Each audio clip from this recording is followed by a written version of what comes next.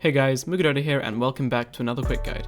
Today's guide will be on Davion, the Dragon Knight. He's Davion, the fucking Dragon Knight what killed a fucking dragon. This fucking dragon. And we are going to cover 4 topics.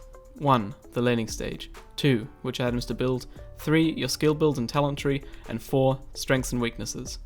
Part 1. The laning stage. Firstly, you are going to want to play Dragon Knight in one of the 3 core roles.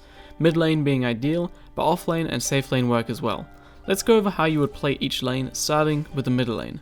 Without his stun, Dragon Knight doesn't have much solo kill potential, so for your first 3 or 4 levels, you will want to focus on last hitting and denying as well as harassing the enemy mid laner in preparation for a kill with your stun. I recommend skilling your Breathe Fire level 1 most of the time, as it helps you secure last hits that the enemy may have otherwise been able to deny, notably the range creep. So with your amazing passive armor and regen, you can farm the lane pretty safely against most heroes, and depending on when you skill your stun, you may even be able to pick up a solo kill. In the safe lane and off lane, it's mostly the same, except you will also have the ability to work with your support in getting kills. Unfortunately, especially when playing in the side lanes, you will often be against a very hard matchup such as Ursa or Monkey King, and you will have to play more passive and defensive.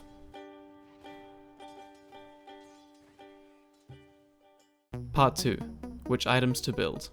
These will be your starting items if you are mid, these will be your starting items if you are safe lane or off lane, these are your early game items. You can sustain the Soul Ring with your passive health regen, and it gives you mana to farm with your Dragon's Breath. These are your mid lane or safe lane core items, and these are your off lane core items. Just to note, these items should not be set completely in stone, and getting a blink early as a mid or safe lane Dragon Knight can definitely be worthwhile if you think you need to be the initiator on your team. These items may be necessary in your game. If you are snowballing, Mask of Madness can help you keep that snowball rolling. As an offlaner who is expected to jump in first and tank the enemy damage, Blade Mail can be game winning.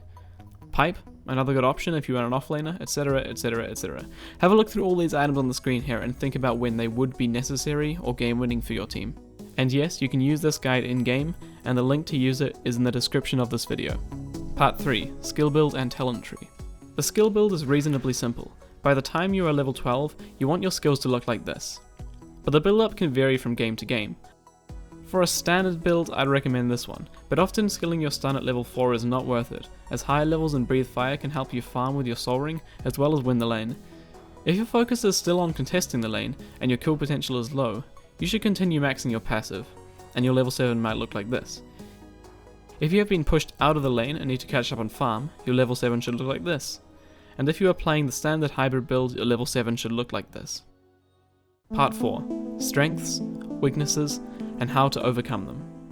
Let's analyze Dragon Knight's strengths. He is a naturally tanky hero with a very high strength gain and passive armor. He is great at pushing towers and sieging the high ground. He lacks in movement speed, so chasing people down can be difficult until you have your level 3 ultimate, when you get a free built-in Skadi. Oh yeah, I'll add in a quick note about neutral items here.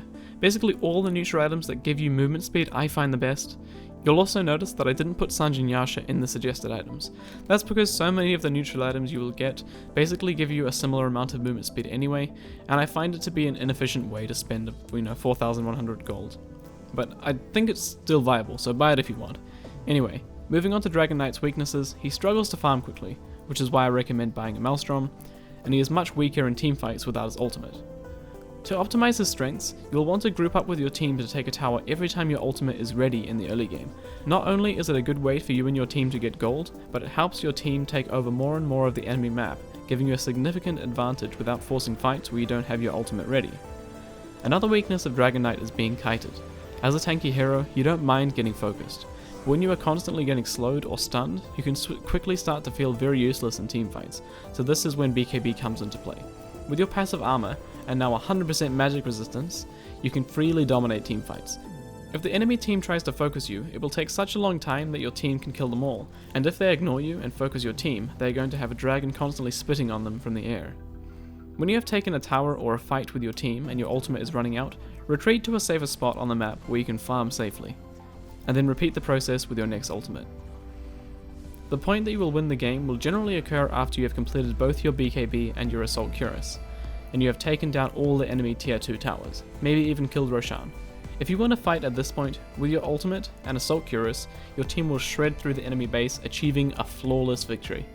Anyway, I know your games probably won't work out as I described, but I hope this guide will come in useful.